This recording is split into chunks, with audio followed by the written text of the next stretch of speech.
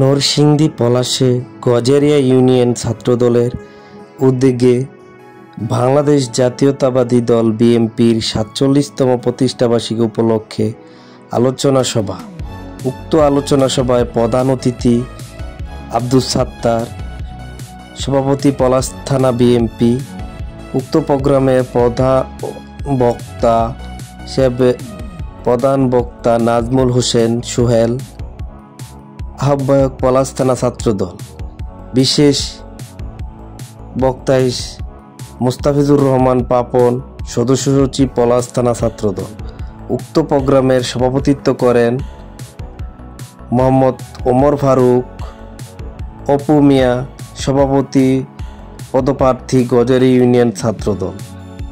সার্বিক তত্ত্বাবধানে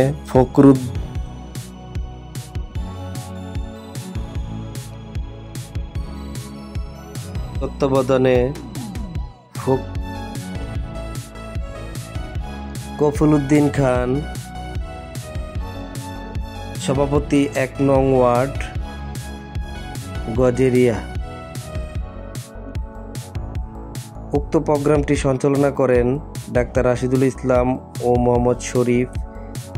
উক্ত প্রোগ্রামটিতে অতিথি হিসাবে উপস্থিত ছিলেন মোহাম্মদ আলামিন ভূঁইয়া, সভাপতি পলাশ থানা শ্রমিক দল। প্রোগ্রামটিতে আরও উপস্থিত ছিলেন অ্যাডভোকেট এম এ বাসেদ মিয়া, সভাপতি পলাশ থানা স্বেচ্ছাসেবক দল ও ইপিপি নরসিংদী জজকোর্ট।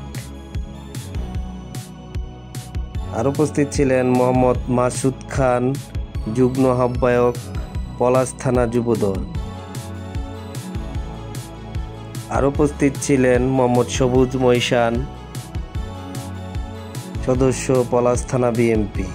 আর উপস্থিত ছিলেন বিএনপির যুবদল, ছাত্রদল ও স্বেচ্ছাসেবক দল, শ্রমিক দল সকল নেতৃবৃন্দদের মধ্যে যারা উপস্থিত ছিলেন মোহাম্মদ বাবুল মিয়া, সভাপতি গজারিয়ান শ্রমিক দল, হাসিবুর রহমান রুবেল, আসলাম হোসেন বাবু, শরীফুল ইসলাম মন্টু, আমজাদ হোসেন, মোহাম্মদ মিলন সরকার, মোহাম্মদ মেহেদি খান, এম এ রহিম সহ পলাশ গজারিয়া রামপুর ১ নং ওয়ার্ডের সকল নেতৃবৃন্দ ও এলাকাবাসী এই প্রোগ্রামটিতে উপস্থিত ছিলেন।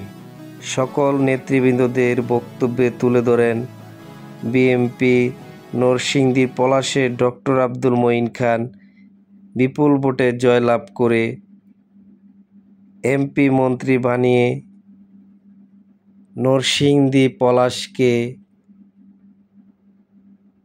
পলাশ মডেল থানা হিসাবে রূপান্তরিত করবে সেই আশা ব্যক্ত করেন সকল অতিথির বক্তব্যে।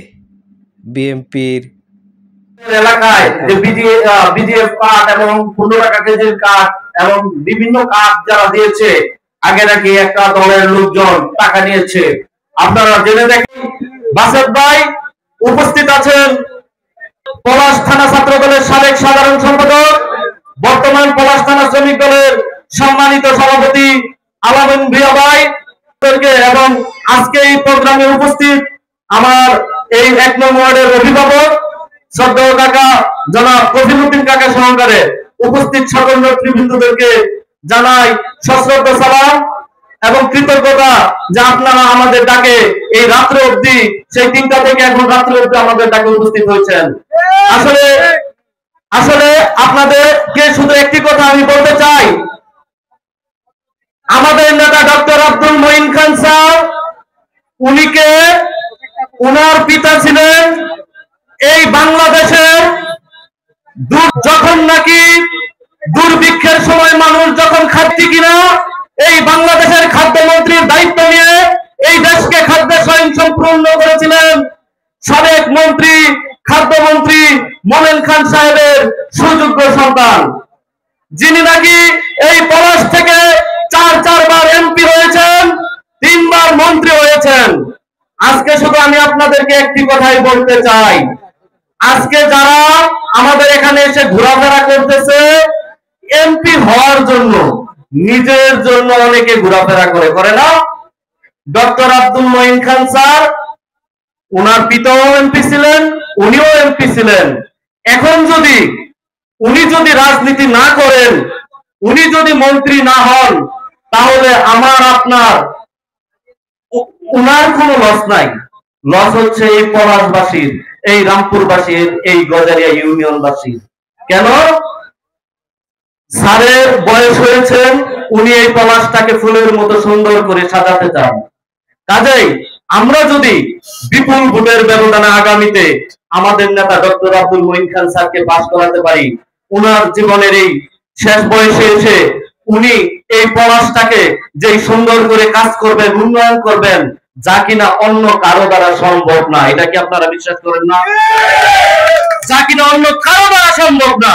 কাজেই আমরা আমাদের পলাশের গজারিয়ারে আমাদের এলাকার উন্নয়নের স্বার্থে আমরা আগামীতে ডক্টর আব্দুল মঈন খান স্যারকে এমপি বানিয়ে, মন্ত্রী বানিয়ে ইনশাআল্লাহ সংসদে পাঠাবো। আমাদের রামপুর পীতাম্বরদী 1 নং ওয়ার্ড থেকে আমরা সর্বোচ্চ ভোটের ব্যবধানে আমরা স্যারকে পাঠাবো। সর্বশেষে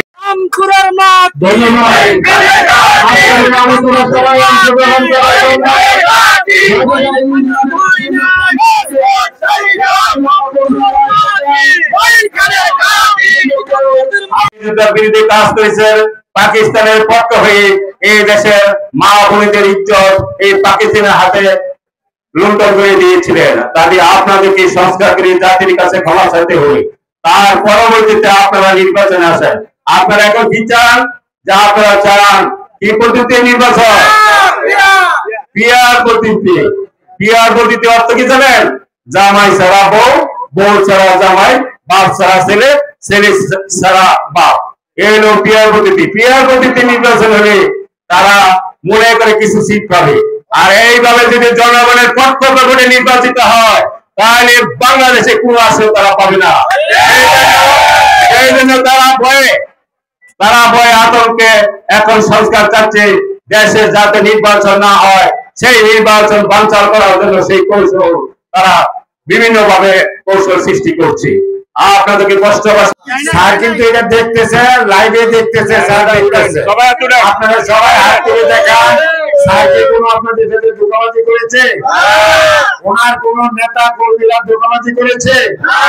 ইনশাআল্লাহ আপনারা যদি আগামী দিন যদি 2026 যে কোনো সময়, ফেব্রুয়ারিতে হতে পারে, মার্চে হতে পারে, যে নির্বাচন হবে, আল্লাহ তাআলা যদি আমাদের নেতা জনাব ডক্টর আব্দুল মঈন খান স্যারকে যদি সুস্থ রাখেন এবং উনি যদি আমাদের ক্যান্ডিডেট হয়ে আসেন, আপনারা কি সবাই ধানের শীষ মার্কা ডক্টর মঈন খান স্যারকে তো ভোট দিবেন? খুশি হলাম। আপনারা আপনাদের ভোটে যখন নাকি আপনারা তা স্যারকে ভোট দেন, দল ওনাকে, বিএনপি দল ওনাকে মন্ত্রী বানায়। আর সমস্ত বিশ্বে নেতারা ওনাকে পার্লামেন্টারিয়ান ফর গ্লোবাল অ্যাকশন অর্থাৎ পিজিএ প্রেসিডেন্ট বানায়। এমন লোককে আপনারা ভোট দেন। কাজে